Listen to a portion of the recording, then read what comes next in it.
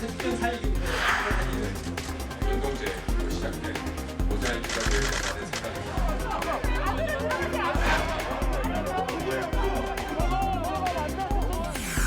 왜 우리 정치는 10월 29일 할로윈 참사를 세월호 시즌2로 만들려고 합니까? 그렇게 원하는 대장동 특검 합시다. 다만 전제 조건 하나. 이재명 대표는 먼저 민주당 대표에서 물러나기를 요청드립니다.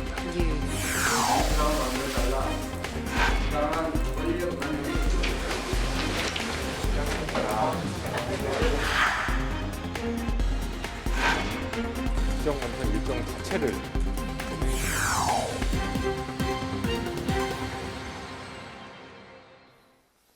네, 이번엔 뉴스엔 파워 인터뷰 시간입니다. 오늘은 진보 진영의 다른 목소리 조정훈 시대전환 대표와 함께 하겠습니다. 의원님 어서 오십시오. 반갑습니다. 반갑습니다. 네, 반갑습니다. 먼저 그 눈에 띄는 게 그 전에 늘 그 중후한 화이트 컬러의 이제 그 머리 색깔이셨는데 어느 순간에 확 바꾸셨어요? 젊어 그, 보이세요. 그 이유가 있으십니까? 아, 다들 이제 정치의 젊은 피다, 네. 차세대다 하는데 딱 만나보니까 너무 머리가 네. 그렇다 그래서 염색을 했는데요. 네. 많이 힘듭니다. 유지하기가 정말 힘듭니다. 아, 젊은 피와 헤어 색깔을 같이 가기 위해서 네. 예, 분위기 전환을 위해서 바꾸셨군요. 예. 그 지금 머리도 아직도 잘 어울리십니다. 놀리시는 거죠? 아닙니다. 진심입니다. 네. 그 의원님께서는 여야가 이제 첨예하게 대립하는 그런 주요 현안에서 네. 캐스팅 보트 역할을 이제 그 많이 맡고 계신데요. 그 민주당과 이제 그 다른 목소리를 그 내고 계십니다. 이 때문에 또 이제 비판 목소리도 여기저기서 이제 또 들려오고 있는데 소신을 굽히지 않는 것. 제3지대 목소리를 내고 있는 이 행보, 전체적으로 지금 그 정치 행보에 대해서 어떻게 스스로 좀 뭐 평가 내지 말씀을 하실까요? 예, 제3지대라는 말씀 하시는데 네. 처음에 제가 여러 가지 현안에 대해서 소위 민주당 당대표의 목소리와 반대 목소리 냈을 때 네. 저희 의원실에 어마어마한 양의 문자 폭탄, 그다음에 항의 전화가 왔습니다. 그게 아마 9월 초로 기억하는데 지금 한 3달 지나고 4달째 들어가는데 지금은 저희 의원실에 지지하는 문자와 전화가 훨씬 많습니다. 네. 가끔 민주당원이라고 하시면서 민주당 들어와가지고 의원님 같은 분이 민주당을 이끌었으면 좋겠다. 뭐 이런 문자, 네. 이런 것도 있고요. 민주당 의원님들도 사적인 자리에서 만나면 응원한다고. 격려해 주시는 잘하고 있다고. 네. 오늘도 어떤 중진 의원님이 이렇게 의원회관을 지나가는데 저랑 악수하면서 화이팅! 이러고 가셨습니다. 그 민주당 혹시 비주류 쪽 아니신가요? 저보다 훨씬 선수가 높은 의원이셨는데 네네. 이름 밝히면 아마 내일 일면에 나오실 겁니다. 알겠습니다. 그분의 문자 폭탄을 방지하기 위해서. 네. 이런 분들 많습니다. 왜 화이팅 하실까? 음, 저는 제가 대변하는 이 위치, 입장을 침묵하는 다수의 마음을 대변하고 있는 게 아닐까. 이 방송도 보시고 정치 뉴스 다 보시지만 그런 자극적인 댓글 안 달고 퍼나르게 하지 않는 많은 국민들이 그래 저렇게 가야지 저렇게 가야지 라고 하시는 그런 얘기들 많이 듣습니다. 어제는 식사를 했는데 네. 발레 파킹이라는 거 아시지 네네. 않습니까? 네. 이제 식사를 마치고 나왔는데 정리해 주시는 분이 저를 알아보시더니 응원하신다고 하시면서 3,000원 안 받겠다고 너무너무 감사하더라고요. 네. 이런 분들의 목소리를 제가 대변하는 게 제 정치의 목표입니다. 네. 목소리를 내지 못하고 있는 분들을 위해서 대신 목소리를 내고 있다. 알겠습니다. 네. 네. 특히 정말 집단주의 패거리 정치 때문에 아무것도 못하고 있는 것 같아요. 저는 이재명 당대표가 된 뒤에 우리 국회가 세 단어로 압축된다고 생각합니다. 뭡니까? 탄핵, 네. 특검, 네. 해임. 탄핵, 특검, 해임, 탄핵, 특검, 해임.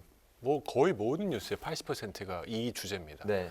과연 우리 국회가 하나락도 지금 앞으로 나가고 있는 의제가 있는지, 민생이 점점 어려워지고 내년은 더 어렵다고 하는데 과연 우리 국회가 푸는 문제가 하나락도 있는지 계속 문제만 꼬이게 만들고 있는 국회가 아닌가. 저는 이런 두려움이 있고 저를 포함해서 우리 정치권 정말 크게 반성해야 된다 생각합니다. 알겠습니다. 네, 최근에도 크게 우려를 표하신 바가 있는데 그 이재명 대표의 사법 리스크가 진보 진영 전체를 침몰시킬 수 있다 이렇게 우려를 표하셨습니다. 이쯤에서 그렇게 보셨던 이유에 대해서 좀 구체적으로 들어볼까 하는데요.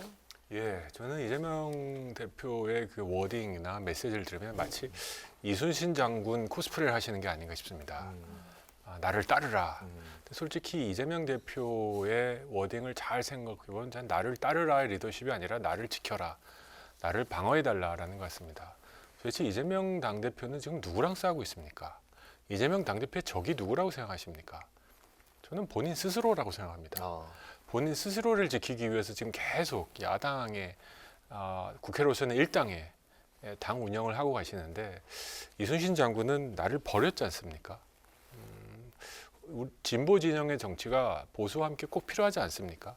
그런데 지금 진보 진영하면 이재명 당대표 지키기, 이재명 당대표에 유리한 얘기하면 진보 진영, 아니면 그 반대, 이런 말도 안 되는 논리들이 그런 진보 정치가 벌어지고 있습니다. 진보 정치의 가장 강한 특징 중에 하나는 다양성이라고 생각합니다.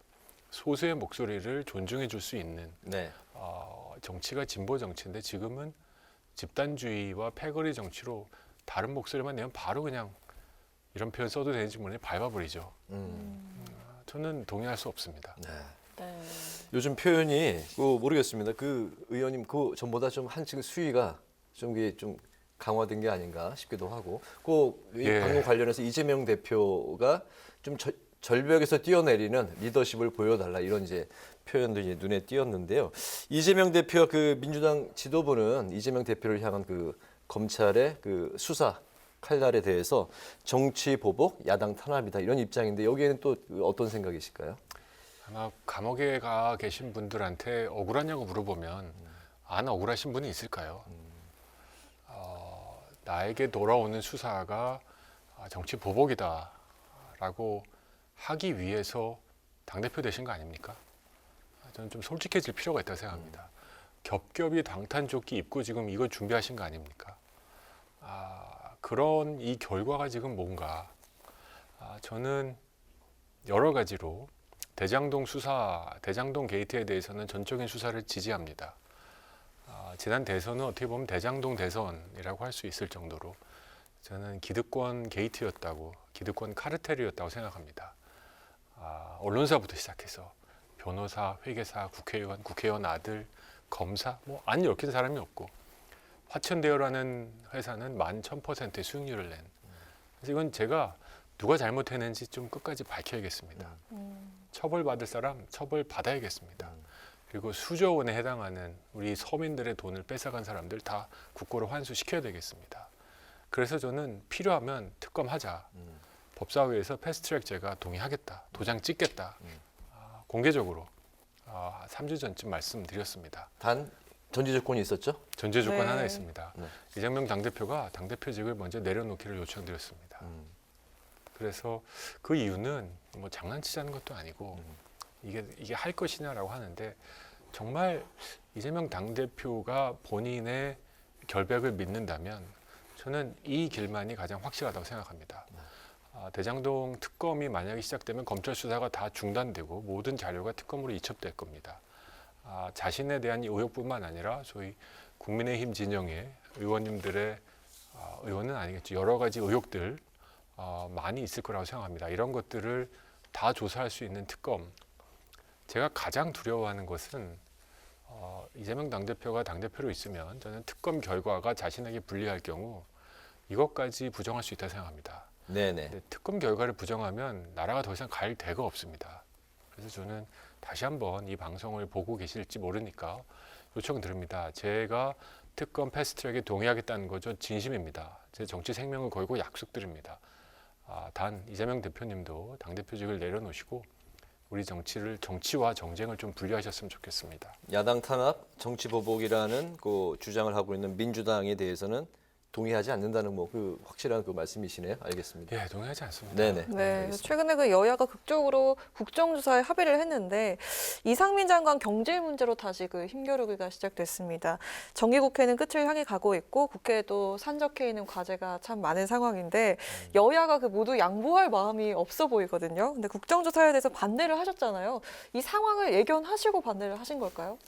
제가 선지자도 아니고 예언자도 아니고 네. 근데 솔직히 슬프게도 저는 이럴 줄 알았습니다. 그리고 더 중요하게 많은 국민들이 이러리라고 불안하게 예측하지 않으셨을까 싶습니다. 국회는 네. 수사기관이 아닙니다. 잘 생각해 보시면 국회는 수사기관이 아닙니다. 국회는 정치기관입니다. 정치를 하는 기관입니다. 국회가 국정조사를 통해서 이태원 참사에 무언가를 밝혀내겠다. 마치 수사기관인 양 행세하겠다라는 건 저는 접근이 틀렸다고 생각합니다. 오히려 경찰의 수사가 부족하면 검찰의 수사로, 감사원의 감찰로, 그리고 진짜 필요하면 국회의 특검으로 모든 사실관계를 테이블 위에 올려놓은 다음에 이 사실관계에 대한 동의를 바탕으로 과연 어떤 사람이 어떻게 정치적 책임을 져야 되는지 논하자. 이 단계에서는 저는 야당의 목소리를 크게 낼 자격이 있다고 생각합니다. 근데 지금은 아닙니다. 네. 이렇게 되고 나면 무슨 부작용이 생기냐. 가장 큰 희생자, 피해자는 저는 희생자와 유가족들이라고 생각합니다. 우리 세월호 2014년에 터졌을 때 제가 해외에 있었는데 정말 8,000km 떨어진 예루살렘에 살고 있었는데 다 울었습니다. 그 잠기는 배를 보고 네. 너무 슬펐습니다. 근데 그 이후에 지금 8년이 지난 지금 세월호 유가족을 향한 여러 가지 안 좋은 목소리들 적지 않습니다. 이태원 참사 유가족들이 기자회견 했었을 때 댓글이 꽤 갈렸습니다. 눈물 없이 못 보겠다라는 분들과 왜 거길 갔냐, 누가 가랬냐, 벌써 나눠지고 있습니다. 네. 이렇게 나눠지고 있는 상황을 지금 국정조사, 이 시점에서 국정조사는 더 갈릴 것입니다. 아무 득도 없을 것입니다. 도대체 민주당과 정의당이 밝히고 싶은 추가적인 뭐가 있습니까? 뭐 대통령의 몇 시간, 뭐 구청장의 몇 시간 이런 것도 없잖아요, 지금. 도대체 이거를 통해서 득이 될 게 누가 있을까? 정치인들 국정조사를 통해서 스타가 되겠다 이런 생각하면 안 됩니다. 그래서 저는 아직까지도 반대하고요. 빨리 수사 결과 12월 초에 나온다고 예상하고 있는데 보고 미진한 것들 추가 수사하고 그다음에 정치적으로 논의하자라는 제안입니다. 알겠습니다. 이제 화물연대 파업 이야기로 넘어가 보겠습니다. 오늘은 이제 13일째를 맞으면서 화물연대 이 파업이 그 자체 안에서는 조금 이렇게 그 조직이 좀 와해되고 있는 것 같다. 그 조직이 좀 그 느슨해지고 있다, 약해지고 있다. 이제 그 외부 평가가 나오고 있는데 이런 상황에서 윤석열 대통령은 화물연대 파업을 또 이제 북핵에 비유를 하면서 강경 대응 기조를 이제 이어가고 있습니다.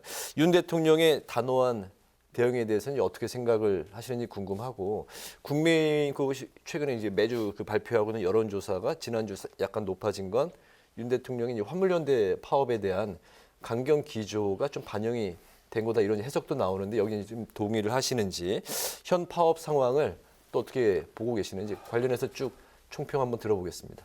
제가 서울의 동작구에 살고 있는데 네. 제 아내가 어제 차를 이제 주유하기 위해서 그 주유소에 갔다가 휘발유가 없다는 소리를 듣고 네. 돌아와서 한마디 했습니다. 화물연대만 힘든가? 우리 모두 다 힘든데 네. 꼭 이렇게 해야 되나? 정치에 별 관심 없는 제 아내 얘기였는데 아마 민심의 한 줄 요약이 그게 아닐까. 화물연대가 파업할 때 안전운임제, 과속, 과적 하지 말자. 맞잖아요. 그래서 정부가 지금 3년 연장한 거지 않습니까? 네. 근데 거기서 멈추지 않고 아예 그냥 3년이 아니라 영구히 가자.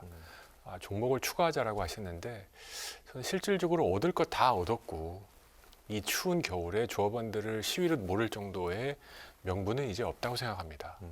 정부도 아쉬운 게 있지만 안전운임제 동의했고요. 이제 공무원이 이런 식으로 일을 합니다. 3년 연장하고 또 3년 연장하고 하다 보면 결국 이게 없어서는 안 될 제도가 되는 거다. 그러니까 정부 입장에선 얼굴 붉히지 않으면 할 거 해준 건데 화물연대는 아니야 끝까지 가야겠어. 이제 협상에서 100대 0, 10대 0 다 내가 이겨야겠어 하다 보니 지금 화물연대는 출구 전략이 없어졌습니다. 그리고 진짜 원하지 않았을 것 같은 윤석열 대통령 지지율을 높여주는 주연이 되고 있습니다. 저는 6개월 동안 이렇게 지지율을 높여준 단일 사건이 있었을까 싶을 정도로. 그래서 민주노총 화물연대도 다시 한번 생각을 해야 됩니다. 지금. 여러분은 더 이상 사회적 약자가 아닙니다. 많은 국민들이 여러분을 사회적 약자로 생각하지 않아요. 그거를 인식하셔야 됩니다. 이렇게 너무 낙관적으로 정치 투쟁에 나선다면 불편을 겪는 많은 국민들이 굉장히 서운해하시고 불편해하시고 화날 수 있다. 그러니까는 어느 정도 빨리 출구 전략을 잡으시고 마무리하셨으면 좋겠고 한 가지 다만 우리 국민들의 파업을 북핵의 위험에 비교하는 건 좀 지나쳤다 생각합니다. 그 누가 이 말을 듣고 그래 내가 지나쳤지 하겠습니까? 이건 싸움을 붙이는 언어입니다. 대통령이 국민들과 싸우자고 하시면 안 돼요. 어떻게든지 답을 찾으려고 하셔야지. 네. 이게 싸우자라는 언어가 대통령의 입에서 자주 나오면 우리 국가가 더 분열될 수밖에 없다라는 말씀도 꼭 드리고 싶습니다. 네. 네, 의원님께서 꾸준히 관심을 가져오신 그 외국인 투표권 폐지와 관련해서 어제 법안 발의를 하셨잖아요. 상호주의에 따른 투표권 부여 이걸 주장하셨는데 이 내용을 좀 먼저 들어보고 싶은데요. 예, 우리나라에 수백만의 외국인 분들이 살고 계십니다. 근데 이분들에 대한 투표권을 국제 기준에 맞게 상호주의적으로 조정하자는 내용입니다. 네. 지금 현재 이제 대통령 선거, 국회의원 선거, 이제 국정에 참여할 수 있는 권한은 없으시지만 지방자치 선거는 참여할 수 있는데 우리 많은 외국인들은, 우리 한국 국민들은 외국에서 투표할 권한이 전혀 없습니다. 여러 가지로 이것은 불공평한 상황이다. 그리고 상호주의에 입각해서 투표권을 조정할 필요가 있다라는 생각이고요. 이거는 뭐 진영의 논리가 아닙니다. 지금 외국인들이 어떤 정당, 어떤 진영에 더 투표한다. 이걸 계산해서 하는 것이 아니라 저는 아시는 분은 아시겠지만 많은 제1교포들한테 우리가 투표권을 달라라고 일본 정부에 요청했는데 네. 그들이 먼저 상호주의 입각해서 니네 먼저 줘라 그럼 우리가 검토해보겠다. 이거 한 지가 10여 년이 지났습니다. 네. 아직도 우리 제1동포들은 투표권이 없습니다. 이런 여러 가지 것들의 경각을 하기 위해서 우리가 이번에 조정할 필요가 있다. 또 다행히 법무부에서도 긍정적인 검토 의견서를 저희 의원실에 보내왔거든요. 저는 이건 꼭 한번 추진했으면 좋겠다는 생각입니다. 네. 네, 일명 캐스팅 보트 키맨으로 불리는 우리 의원님 앞으로 의정활동 목표와 방향이 개인적으로 참 궁금하거든요. 어떻습니까? 저는 저의 행동과 결정이 아까 말씀드린 우리 침묵하는 국민들의 마음을 읽어내는 정치인이 되고 싶습니다. 발레 파킹비 안 받으시는 분, 지하철에서 보고 수고한다고 악수 한번 하고 가시는 분들, 이런 분들 극렬 지지자 아닐 수 있습니다. 근데 이런 대부분의 국민들 다 고생하고 계신 분들을 위해서 정치가 가끔은 좀 박수 칠 만한 장면도 좀 만들어내는 그런 정치인 한 명쯤은 우리 국회가 있었으면 좋겠다. 그 역할을 제가 한번 해보고 싶습니다. 네, 알겠습니다. 이 질문 이제 좀 간단하면서 의원님들 이제 출연하시면 공통적으로 드리는 질문인데 그 정치인의 말에 대해서 어떻게 생각하시는지. 정치는 이제 말로 한다고 하고 또 말로 하는 전쟁이라고도 이제 그런 말도 있는데 평소에 이제 그 말씀하실 때 정치인이 되고 나서 그 어떤 정치 철학 뭐 하여튼 그런 것들이 담겨 있을 것 같습니다. 조금 전에 윤 대통령의 화물연대 파업에 대해서 북핵에 그 빗대서 한 그 표현은 싸움을 붙이는 언어다 또 이런 말씀도 하셨는데 정치인의 말에 대해서 어떻게 좀 생각을 하시는지 또 어때야 된다고 생각하시는지 좀 간략히 좀 들어볼까요? 맞습니다. 정치인의 가장 큰 무기는 이제 말과 글이죠. 네. 이제 선진화법 위에 이제 손발로 싸우는 정치는 이제 끝났죠. 다만 말이 더 날카롭고 무서울 수 있습니다. 말이 사람을 죽일 수 있지 않습니까? 네. 살릴 수도 있고. 그래서 저는 정치인의 언어는 국민의 마음이다라고 생각합니다. 네. 우리 국민들의 마음은 퍽퍽하지만 그래도 같이 살아가고 싶어 하시고 내와 나의 가족을 돌봐야 되지만 우리 공동체도 같이 성장하고 싶어하는 그런 마음이 다들 있으시다고 생각합니다. 시원한 사이다 발언 보고 박수도 치시지만 가끔은 고구마 같은 하지만 꼭 필요한 미숫가루 같은 네. 그런 발언도 필요한 거라고 생각합니다. 그래서 조정훈의 언어로 우리 국민들이 분열되지 않으셨으면 좋겠다. 조정훈의 언어로 국민 한 분의 눈물이라도 고생하는 분이 쟤 때문에 우리 국가에 그나마 희망이 있는 것 같아. 이런 하신 분들이 조금씩 늘어나는 언어 계속 갖고 싶고 그런 언어를 계속 만들어 가고 싶습니다. 알겠습니다. 국민의 눈물을 닦아주는 마음의 언어 그렇게 이제 앞으로 정치인의 말 또 이제 정치를 하고 싶다는 바람을 마지막으로 보여주셨습니다. 오늘 그 뉴스엔 파워 인터뷰 지금까지 조정훈 시대전환 대표와 이야기를 나눠봤습니다. 오늘 말씀 잘 들었습니다. 네, 감사합니다. 잘 들었습니다. 감사합니다.